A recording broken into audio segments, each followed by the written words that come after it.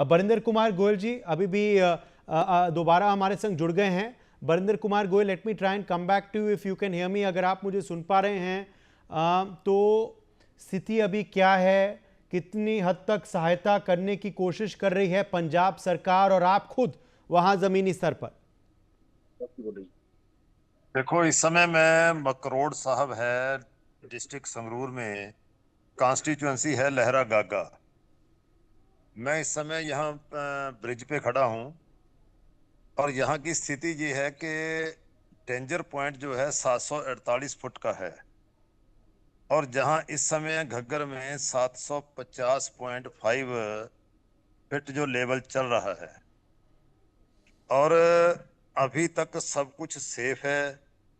हमारा पूरा एडमिनिस्ट्रेशन, हमारी एसडीएम, तहसीलदार और नीचे से सब पटवारी वगैरह सब लगे हुए हैं और हमारे डिपार्टमेंट के सभी एससी एक्शन ये सब लोग लगे हुए हैं और पूरे आस पड़ोस के लोग वो भी लगे हुए हैं। मतलब कहने का कि हमने यहाँ 18 किलोमीटर का एरिया है जो क्रिटिकल है काफी, तो उसको किलोमीटर में बांट के हमने पूरा पहरा लगा रखा है और 24 घंटे निगरानी की जा रही है।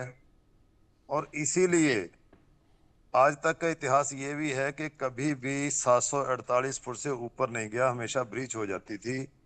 लेकिन 2023 में जब बाढ़ आई थी तो हमने ये 18 किलोमीटर मकरोड़ साहब से कड़ैल तक का एरिया जो है, यहाँ दोनों ओर दरिया के दोनों ओर 16 फुट चौड़े हमने बांध बांध दिए थे और 16 फुट चौड़े जो बांध बांधे हैं उसके ऊपर ट्रैक्टर भी चलते हैं, ट्रालियां भी चलते हैं। कहीं कोई इमरजेंसी कोई सामान लेके जाना पड़ता है, मिट्टी लेके जानी पड़ती है, मशीनें जानी है, वो सब कुछ जा रहा है। तो उस बांध की वजह से अभी तक हम लोग सुरक्षित हैं। यस जी बिल्कुल। बरिंदर जी, क्योंकि आप अभी ऑन ग्राउंड ही हैं तो आप दिखा सकते हैं हमें कि स्थिति क्या है वहां पे? हाँ, दिखा सकते हैं जी। अभी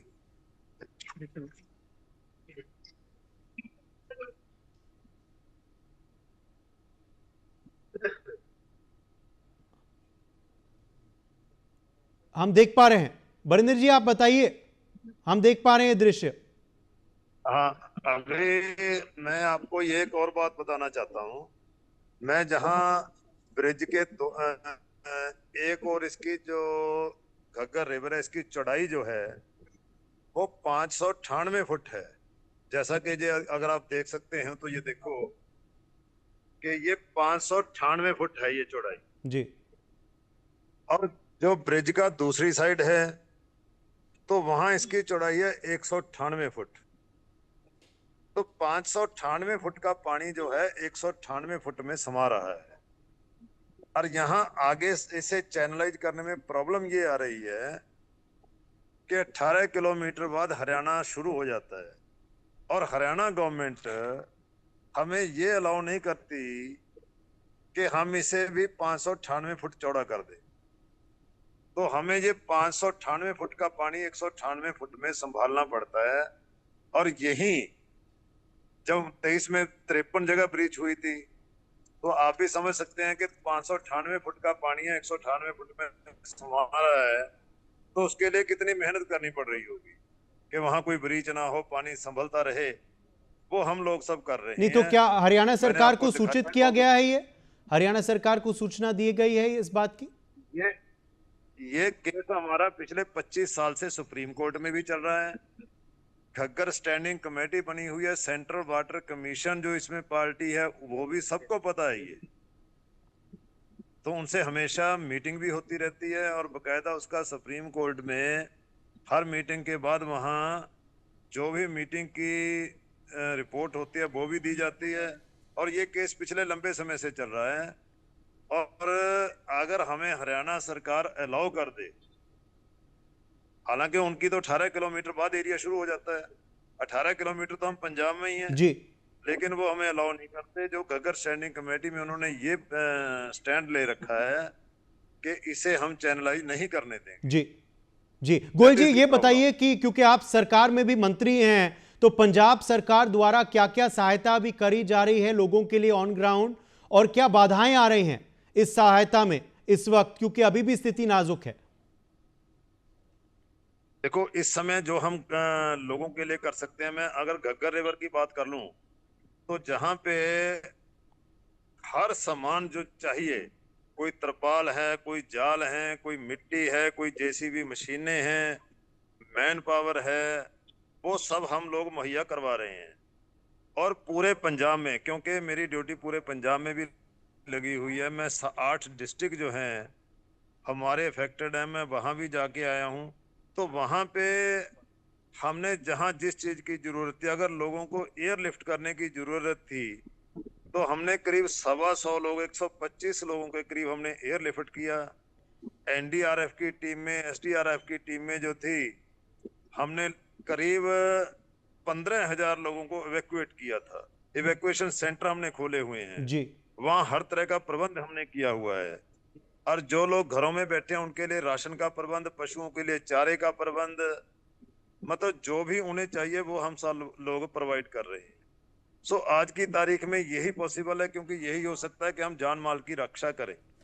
तो उसमें हम काफी हद तक कामयाब भी हुए हैं। बाकी पानी उतरेगा और उसके बाद एक बहुत बड़ी, क्योंकि मरे हुए पशु भी हैं, बीमारी फैलने का खतरा भी है, तो एक बहुत बड़ा चैलेंज हमारे सामने है। उसके बाद वो भी हमने सब तैयारी कर रखी है कि हम उसे भी अच्छी तरह से निपटेंगे।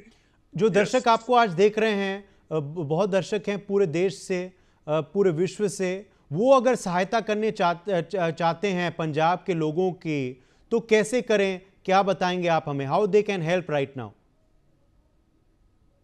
देखो, बहुत धन्यवाद है उन लोगों का जो लोग अपना हाथ हमारी हेल्प के लिए बढ़ा रहे हैं, क्योंकि मैं ये भी कहना चाहता हूँ, ये त्रासदी इतनी बड़ी है कि आज तक पंजाब के इतिहास में कभी इतना पानी नहीं आया। 1988 में, 1988 में पानी आया था, जब उसकी क्वांटिटी 11,20,000 क्यूसिक, और आज जो पानी आया है उसकी क्वांटिटी 14,11,000 क्यूसिक। तो उन लोगों का धन्यवाद है। बाकी जो हेल्प करना चाहते हैं, तो हमारे डिस्ट्रिक्ट हेडक्वार्टर पे हमने हेल्पलाइन नंबर भी दिए हुए हैं। एक पंजाब का भी हमने जलंधर में ऑफिस बनाया है, वहां भी हमने नंबर दिया हुआ है। जो लोग भी कांटेक्ट करना चाहते हैं तो उनका स्वागत है, उनका धन्यवाद भी करते हैं, स्वागत भी करते हैं। जी, चलिए, आप सहायता करें लोगों की, तो मैं आपके ज़्यादा समय लूंगा नहीं। मैं एक आखिरी सवाल आपसे पूछूंगा। ये जो हालात पैदा हुए हैं पंजाब में, it is very shocking, unprecedented है, वर्स्ट फ्लड्स हैं सालों में, दशकों में। ये क्लाइमेट चेंज की वजह से हुआ है, मैन मेड है, इसकी वजह आप क्या कहेंगे है? इसके लिए देखो, मैं ये कहूंगा कि मैन मेड तो नहीं है ये, लेकिन बरसात इतनी हुई है, और ये बरसात का इफेक्ट, पड़े बरसात हो हिमाचल में, पड़े बरसात हो जम्मू कश्मीर में, पड़े बरसात हो पाकिस्तान में, हमारे जो नदियां नाले हैं वो ज्योग्राफिकली ऐसा सिस्टम है पंजाब का कि ये सब पानी जहाँ पंजाब में आता है। जितना रावी हमारे दरिया हैं वहां भी पानी वहीं से आता है। और अभी नदियां, नाले, खड्डे जितनी भी जम्मू कश्मीर की हैं, हिमाचल की हैं और पाकिस्तान की हैं, उन सब में पानी आया। मैंने वहां जाके देखा है, दरिया के बराबर ऐसे दरिया बह रहे थे कि इतनी परलों, इतनी बर्बादी, इतना पानी आज तक लोगों ने कभी, जो 70-70, 80-80 साल के बुजुर्ग थे वो बता रहे थे, कभी ऐसा पानी देखा ही नहीं। और अभी भी बरसात रुकी नहीं है। अब मैं ब्रिज के ऊपर खड़ा हूँ, लेकिन इतनी किनमन कानी यहाँ भी हो रही है अब। और पिछले बहुत दिनों से ये बरसात हो रही है। इसकी वजह मैं बरसात को ही मानता हूँ कि इतनी ज्यादा बरसातें हुई हैं पूरे एरिया में, जिसकी वजह से ये बाढ़ आई है। Yes. Barinder Kumar Goyal, thank you very much for joining us. बहुत बहुत शुक्रिया आपका हमारे संग जुड़ने के लिए on this big story, and we wish you all the best as you continue, of course, those rescue efforts and rehabilitation efforts on ground. शुक्रिया। जसप्रीत सिंह दहिया भी हमारे संग जुड़ गए हैं। Is a senior member of Khalsa